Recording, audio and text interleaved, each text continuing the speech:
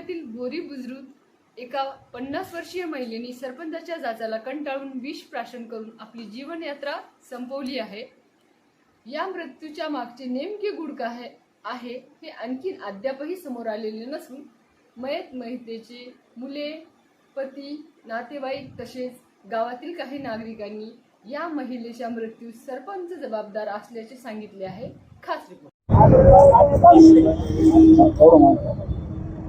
सांगा, आपण त्या गावचे रहिवासी आहेत, आपण नाव काय अगोदर नाव सांगा। रामचंद्र माधवराव कोकणे, गाव बोरी बुजुर्ग, तिथला रहिवासी असून 1990 ला 200 फूट 50 फूटवरून 200 फूट लांब ही जागा करून त्या जागेवर बांधकाम अनाधिकृत करून प्रत्येक अहवाल आम्ही ग्रामसेवकाला, माझ्याकडे 25 अहवाल आता आलेल्या ग्रामसेवकाला नमुना नंबर 8 दे म्हणलं तर त्या युवकाला घरात घालून पंचायत मध्ये मारले, नमुना नंबर 8 मागायला गेलं तर आणि त्याच्यावर लिहून दिलाय तुझा घर नंबर नाही म्हणून नमुना नंबर 8 देता येत नाही म्हणून।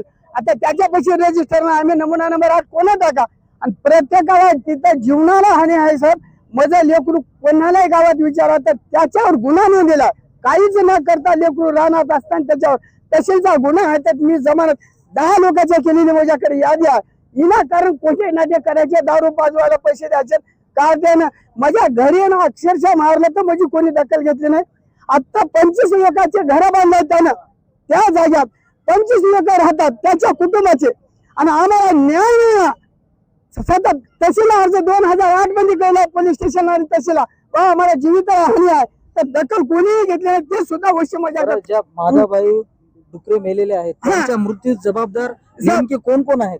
कर्मचारी सगळेच आता जेवढे तुम्हाला दिला आम्ही अर्ज कर्मचारी व पहिला मुद्दा बालाजी खंडोजी जुनार, हे पहिला मुद्दा त्यानं मान्यता पर्यवेक्षक आणि त्याच्या पाठीशी लोक जे लिडर आहेत त्या लिडराचा सुद्धा हात असल्यामुळे ते एक वाघ आहे त्या दरीतला, त्या वाघाचं तुम्ही बंधन करणं हे म्हणजे कळकळीची विनंती आहे। तर आमच्या कुटुंबाचा उद्यम वंश करते त्यांना अजून इथून पुढे सांगालो।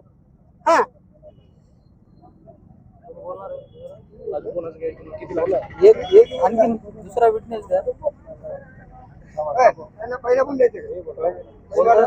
जागे आम्ही घेतलं म्हणजे कागदपत्र आधारे एका कुटुंबात 267 ला जागा